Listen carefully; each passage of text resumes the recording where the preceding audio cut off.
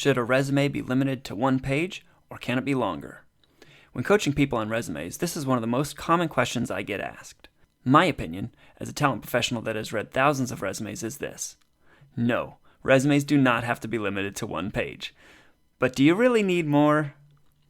Now, this is only my opinion, and others may disagree, but I've seen plenty of two-page resumes that are well done and lead to interviews and offers.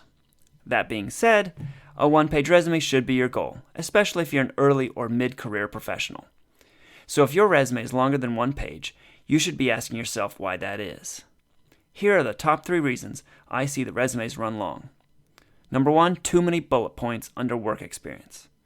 2, too many jobs. 3, bad formatting. So let's take a look at these issues. First, too many bullet points.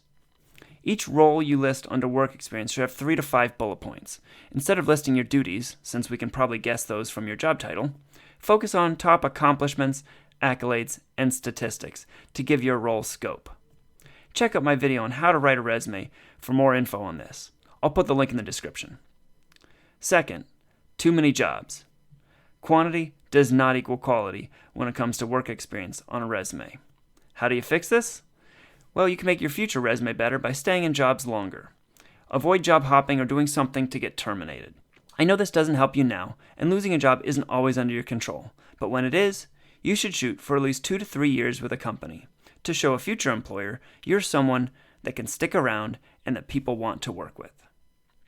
If you already have too many jobs under your belt to keep it to one page, you may need to be selective about what you list on your resume. Now, I'm not saying to hide jobs or lie, but you can use LinkedIn to list your full experience and a short resume to show more concise or applicable jobs. Consider listing only jobs from the last 10 years, or only list jobs that are applicable to the role you're applying for. Be careful about timelines, however, as big gaps can have a detrimental effect if not explained in another section or cover letter. Finally, the third most common reason resumes are too long is the formatting. This refers to the layout of the resume, font size, spacing, etc.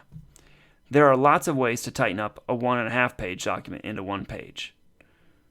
Adjust the bottom, top, left, and right margins, decrease the spacing between sections, and eliminate unnecessary sections altogether. Hobbies and interests? That's unnecessary. So to wrap up, does your resume have to be only one page? No.